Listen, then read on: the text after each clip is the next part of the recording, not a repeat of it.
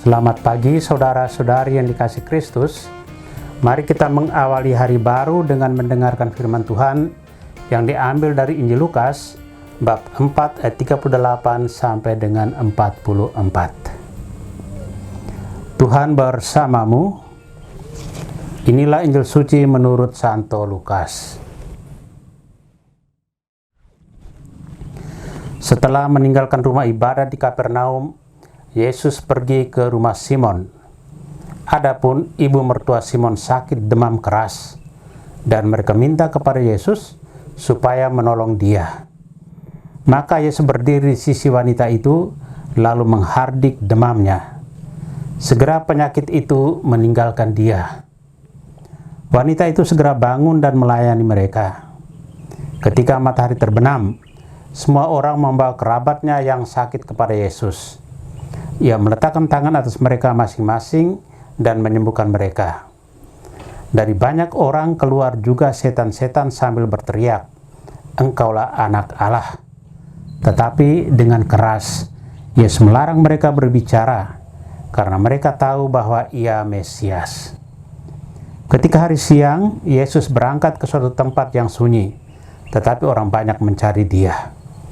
Ketika menemukannya, mereka berusaha menahan dia, supaya jangan meninggalkan mereka. Tetapi Yesus berkata kepada mereka, "Juga di kota-kota lain, aku harus mewartakan Injil Allah, sebab untuk itulah aku diutus." Dan ia mewartakan Injil dalam rumah-rumah ibadat di Yudea. Demikianlah sabda Tuhan. Saudara-saudari yang dikasihi Kristus, tema yang akan kita renungkan hari ini, persahabatan dengan Allah. Injil hari ini menceritakan bahwa Yesus begitu sibuk dengan berbagai macam aktivitas. Yesus pergi ke rumah mertua Simon dan menyembuhkan sakitnya. Kemudian, Yesus menyembuhkan banyak orang sakit yang lain dan juga mengusir setan. Namun Yesus tetap memperhatikan waktu untuk dirinya sendiri di dalam keheningan.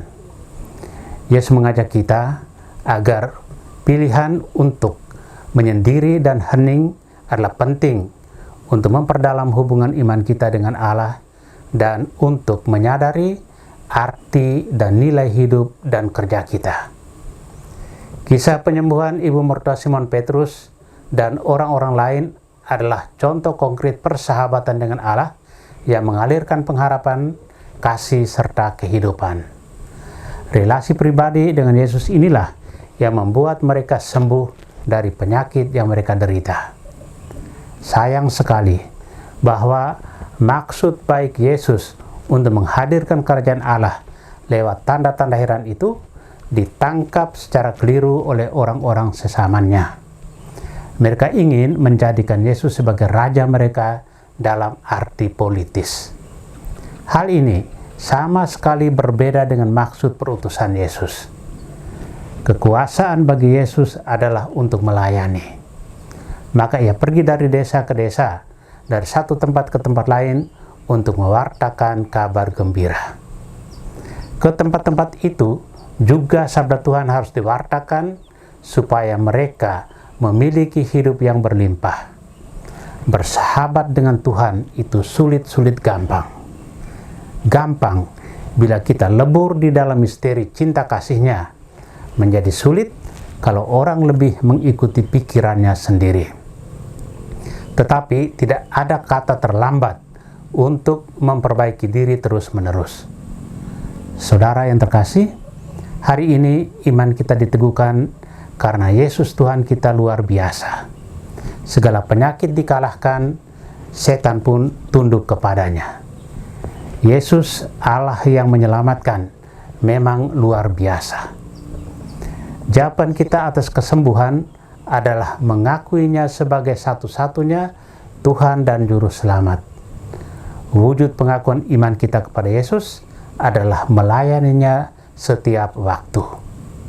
Apakah kita siap melayani Tuhan dan sesama setelah diselamatkan oleh Tuhan? Amin. Marilah kita berdoa. Tuhan, pagi ini kembali kami naikkan syukur dalam doa dan permohonan. Terima kasih sudah menjaga kami saat tidur maupun bangun. Terima kasih untuk udara sejuk dan segar pagi ini. Tuhan, kami hendak beraktivitas. Kami mohon tuntunan dan pemeliharaan-Mu. Jauhkanlah kami dari yang jahat dan berilah kami kekuatan dan kesehatan. Ajarlah kami untuk saling mengasihi dan mengampuni. Kami serahkan hari ini ke dalam tangan-Mu. Kristus terang dunia, berkatilah keluarga-keluarga kami. Jadikanlah kami alat kasih-Mu, dan pantaskanlah kami menjadi hamba-Mu yang setia. Amin. Tuhan bersamamu.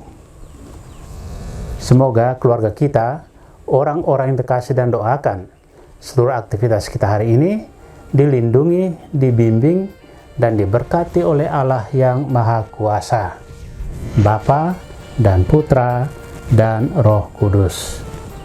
Amin.